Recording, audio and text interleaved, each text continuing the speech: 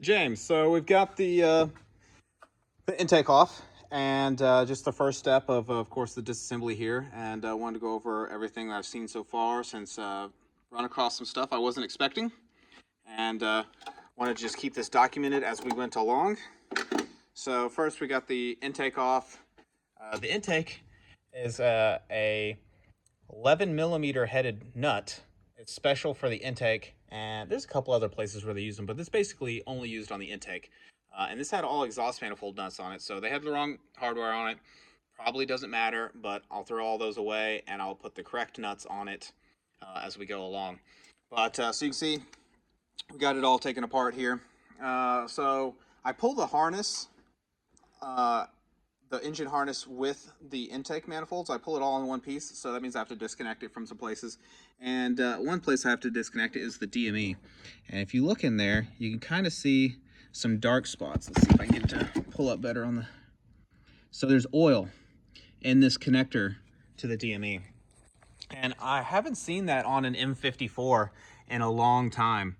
But usually when I see that, it's because either the temperature sensor or the oil pressure switch here are leaking, and pressurized oil is going out of this connector housing and it's getting pushed into the harness, and then it gets pushed through the harness between the actual copper wire and the insulation.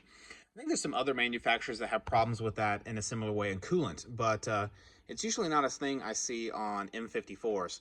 But on this one, the oil pressure switch and temp sensor are both dry, but let's see if I can get in here. That is the crank sensor. There's oil standing in it for the crankshaft position sensor. And then there's oil in the exhaust cam sensor. Neither one of those are in a pressurized oil circuit, so I wouldn't think that they would be the cause, but I don't see anything else that could be the cause. So we're going to need to replace the crank sensor, the exhaust cam sensor, and then we're going to replace the harness. And I'll pull the DME apart and make sure it's not full of oil, which I don't think it's going to be just from looking at the top side here, but I'll pull it apart and make sure it's all clean. So let me move over here to the harness since we're talking about it. This is the exhaust cam wiring. You can see there's a little bit of oil on it. And then our crank sensor, oh yeah, you can see the oil just running out of it. So it might be the crank sensor is our culprit, but we need to replace all of this. Let me pull up this is the harness that goes to the DME, and you can see that there's some oil in it. So oil has gone from all the way through here, back through here, all the way that way. So that is an issue that we're going to have to address while we have it apart. Let's see.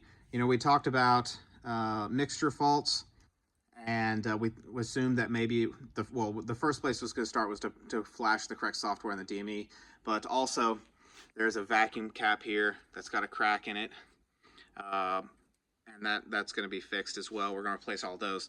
The secondary air system was also setting a fault, and we assumed maybe that could have been a secondary problem created by the DME software being wrong.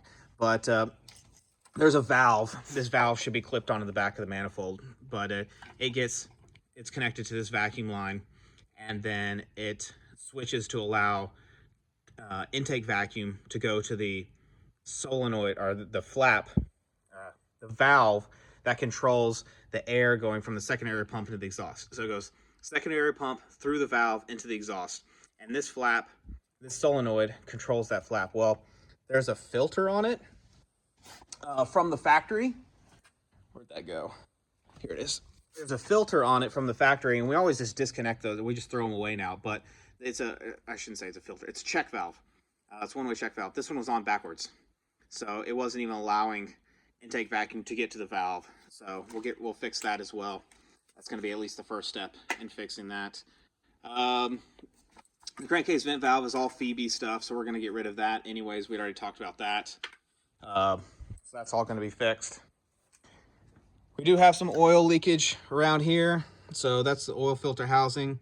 We're going to replace that. We already talked about the gasket, and then we can see that the coolant pipes are pretty crusty looking. That's really what we're going after there.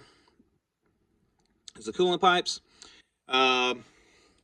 This power steering hose is all run incorrectly on this coolant line, so I'll reroute all this stuff as well. And that's what I've got so far. I'm sure we'll find some more. We already talked about the O2 sensor wiring being just kind of routed weird. Well, it looks like maybe the wiring had melted or something like that, so there's some custom stuff going on over there. So we might replace the transmission harness, which is what has the O2 sensor wiring in it, so we'll talk about that as well. We'll keep on cracking along, and we'll see what we find next. James got the oil filter housing off and the coolant pipes out, and they are completely rotten, which is pretty much what we were expecting to see. Nothing else too scary at this point. Well, you know what I mean. Nothing new has popped up or anything like that that has become a scary thing to be concerned about. So we're just going to keep cracking on with it. It's looking pretty good there. You can see the end of the pipes are gone. There would be one O-ring right here, then a piece of plastic, then a second O-ring, and then a piece of plastic. So there's about 1/2 to 3/4 of an inch missing off the both of those, and they're just stuck inside the cylinder head and the timing cover. So we'll dig all that out, get it all cleaned up. We'll throw these new pipes in it, and we'll get rocking. All right, James, making some progress going back together. Got the thermostat out. I got the water pump out. Both aftermarket. The expansion tank here is aftermarket, so we're going to replace that as well.